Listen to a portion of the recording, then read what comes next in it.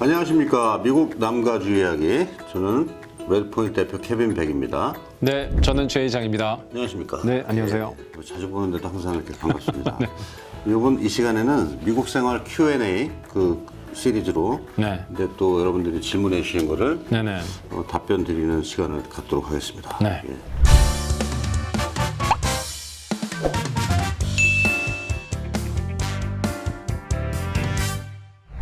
첫 번째 질문 바로 들어가겠습니다.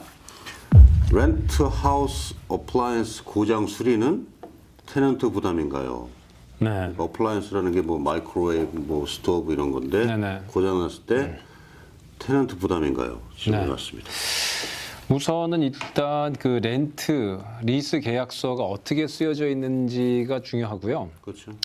또 어떤 종류의 고장인지가 또 중요할 것 같습니다. 네, 그래서 계약서에 보통 이게 이제 그 wear and tear, 뭐 전구라든지 뭐 간단하게 갈아서 교체하는 것들은 대부분의 경우 테넌트 분들의 이제 책임이 있는 경우가 많은데 아예 뭐 쓰시다가 뭐 디시워셔가 완전히 테넌트 잘못이 아닌데 뭐 부스럽다 이러면은 뭐 랜드로드가 보통 이제 고쳐주겠지만 이런 거조차도 사실은 계약서를 다시 한번 확인을 하셔야 될 게 요새는 또 워낙 또 렌트 마켓도 지역에 따라서 굉장히 핫한 곳이 많기 때문에 그러니까 펄처스만큼 네, 네, 뭐 렌트도 뭐 배짱이. 예, 어플리케이션이 뭐 10개, 20개 막 들어왔다 뭐 이런 얘기들도 막 하시더라고요. 그래서 그런 경우는 또 랜드로드 입장에서 또 평소와는 좀 다르게 굉장히 좀 세게 리스를 계약할 수도 있으니까 그런 경우에는 이제 한번 다 확인을 한번 해보시는 게 좋을 것 같고 만약에 그 어플라이언스라든지 이런 고장 나는 부분에 대해서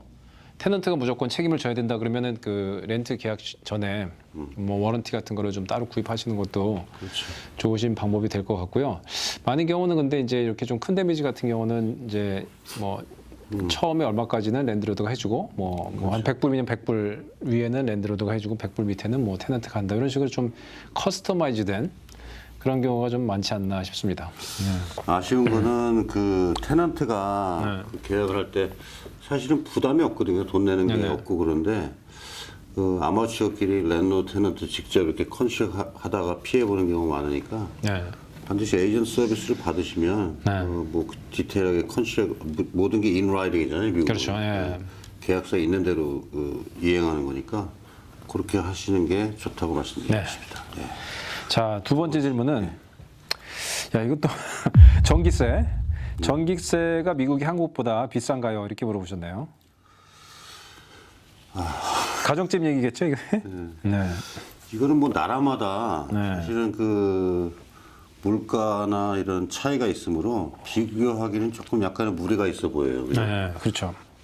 저희 영상 그 17회 4인 가족 미국 생활비 여기에 그런 것들이 나왔는데 참조하시면 될 것 같고요. 미국이 이제 전기, 가스, 물값 이런 것들인데 대체로 제가 생각에는 한국보다 좀 비싼 것 같아요, 그죠? 한국은 제가 잘. 근데 전기세는 정말 만만치 않은 것 비싼 같아요. 것 특히. 같은데. 예. 근데 그렇다면 이제 전기세 세이브 절약하는 방법을 이제 택하셔갖고 사셔야 되는데, 그러니까 스토브나 이런 그 드라이어기라고 하죠, 건조기, 빨래 건조기 이런 것들이 이제 여러분들 그 어플라이언스 스토어를 가시면 전기로 작동하는 게 있고 가스로 작동하는 게 있어요. 그래서 미국은 그 한국 뭐라 그러죠? 천연가스, 천연가스, 도시가스 그죠? 가스비가 비교적 그 싸죠. 예. 전기보다 저렴하니까 그런 어플라이언스를 고르실 때 그 가스로 작동하는 거를 사시면 될 것 같고 또 참고로 시간 한국도 그러겠지만 시간대에 따라서 유틸리티 비용이 레이시 틀려요. 그러니까 보통 9시 넘어서 좀 편한 시간에 세탁이나 이런 거 하시면 많이 세이브가 되실 것 같습니다. 네네. 자, 세 번째 질문입니다. 미국의 집 종류에 대해서 좀 이거 저도 뭐 사실은 이게 공감하는 내용인데 집 종류가 좀 많죠. 그렇죠. 그래서 집 종류에 대해서 좀 설명을 부탁드립니다. 이렇게 나왔네요. 네네. 이게 그 사실은 저희 에이전트 분들도 굉장히 헷갈려하시고 개념 차이가 정확하게. 손님이 확실하지 않으시니까 에이전트까지도 아니에요. 타운홈이 아니고 콘도를 원하세요. 이렇게 말씀들을 막 먼버전버 하신 제가 깔끔하게 정리를 해드리겠습니다. 자, 우선 그 단독주택부터 좀 시작을 하면 단독주택은 싱글 패밀리는 네. 땅, 그 땅 위에 들어서 있는 집, 그 집 위에 하늘, 그 땅 밑에까지 온전히 그 주인의 것이라고 이제 생각을 하시면 되고, 그거 외에는 주거용으로는 이제 아파트를 제외하고 이제 소유하는 주거 공간에서 보통 뭐 콘도, 타운홈 여러 가지 말씀을 하시는데 다 콘도입니다. 저희가 이제 영어로는 그 common interest, common interest 그러니까는 공동의 그 interest 소유권이 있는 소유권을. 네, 그런 형태인데 예를 들어 가지고 이제 콘도 같으면은 그 콘도의 경우는 타운홈도 마찬가지고 소유권이 어디냐면 이 네모난 그 집 안에 에어, 그 에어지, 공간만 오롯이 이제 집주인들의 것이고 그 공간을 벗어나는 것들은 다 카몬하거든요. 그 벽을 쉐어할 수도 있고 복도를 쉐어할 수도 있고 뭐 주차장을 포함해가지고 그래서 undivided interest가 있는 그 나눌 수 없는 인트레스트 소유권이 있는 그런 것들이 이제 common interest 그건 이제 콘도인데요. 이제 그 콘도가 아파트 형식으로 되어 있느냐 이제 타운홈 스타일로 되어 있느냐 여러 가지 차이가 있겠지만 그래서 단독 주택이 아니고 무언가 공동으로 소유가 되어 있는 것들은 이제 콘도. 그렇게 생각하시면 가장 편하실 것 같아요. 간단하게는 뭐 여기서 더 세분화하면 뭐 한도 끝도 없겠습니다만. 네. 그다음에 한 가지가 더 아파트는 예를 들어가지고 아파트 형식으로 된 콘도와 아파트의 차이점은 아파트 된 형식의 콘도는 뭐 40유닛이 있다 그러면 그 40개가 다 각각의 소유권이 다 틀린 그렇죠. 것이고 아파트다 그러면은 40개 유닛이어도 한 소유권에서 각 유닛에 익스클루시브리 유수할 수 있는 사용할 수 있는 권한이 주어지는 거죠. 렌트를 내시고. 그래서 그렇게 좀 차이가 있다고 생각하시면 될 것 같아요. 네. 그리고 이제 캐주얼하게 모빌홈도 있죠. 네네네. 모빌홈 뭐 이제 조립식 주택으로 보시면 되고요.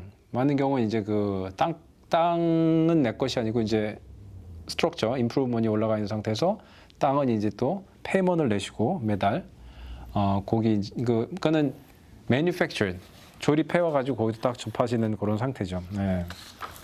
사실 모빌홈이지만 그 허가난 그 단지 내 남의 땅에 세워서 그 땅값을 지불하고 네. 하는데 말 단어 그 미닝처럼 막 자유롭게 모빌하진 않죠. 그렇죠. 네, 붙어 있죠. 맞습니다. 살고 있는데 참고로 이제 약간의 익셉션을 제가 경험한 걸 말씀드리면 싱글 패밀리 레지던스 그러니까 단독 주택도 비싼 동네는 이렇게 커먼 월이 하나 있어요. 네네. 근데 그걸 갖다가 이제 싱글 패밀리 레지던셜로 하면은 더 가격을 잘 받을 수 있고 그렇죠. 그러니까 네. 어태치드 싱글 패밀리 홈이라는 어떤 이상한 말들을 네네네. 해가지고 얼바인 같은 경우는 이제 워낙 그 집가나 네. 건물값이 비싸니까 그런 맞습니다. 식으로 말들을 만들기도 하더라고요. 네, 그 이제 벽과 벽 사이에 약 몇 인치 정도의 작은 에어를 넣어가지고 어태치드 싱글 패밀리라는 말은 최근에 많이 들었어요. 예. 자, 충분한 답변이 네네. 되셨으면 좋겠습니다. 예. 자, 다음 질문입니다. 미국에서 집 하우스 구매할 때 한국처럼 그 구매할 때 자금의 출처를 밝혀야 되냐 이렇게 질문을 주셨네요. 자, 먼저 저희 영상 37회 그 융자에 대한 그 클립을 보시면 그 많이 참고가 되실 것 같고요. 주택 구매 시 그 시간이 뭐 서너 달 이상 충분할 경우에는 뭐 한국에서 뭐 송금을 해놔서 이 본인의 구좌에 그냥 시즌 묵혀놓으면 되는 거죠. 네네. 이제 그렇게 되면 뭐 출처를 밝힐 필요가 굳이 없죠. 본인 돈이라 그린 머니라 그러면. 네. 근데 이제 그렇게 하시면 될 것 같고 갑자기 뭐 에스크로 들어가서 집을 사야 되는데 미처 돈을 못 옮겨놨다. 그러면 그 융자편에서 말씀드렸듯이 뭐 기프트 처리한다든지 직계 가족이 그렇게 하시면 될 것 같아요. 예. 네네. 아주 심플합니다. 네. 돈만 있으면 살 수 있습니다. 네. 충분히 답이 되셨을 거고요. 자, 다섯 번째. 이사할 경우 가구나 가전제품 등을 버리고 싶을 때. 아, 나 이거 진짜 굉장히 궁금해요. 예. 네. 가구나 가전제품을 버리고 싶을 때 아니면 처분하고 싶을 때 어찌해야 되나요? 예. 네, 뭐 단계적으로 생각하시는 게 가장 뭐 합리적이지 않을까 생각을 하는데 우선 이 가전제품이나 가구가 좀 쓸만하다.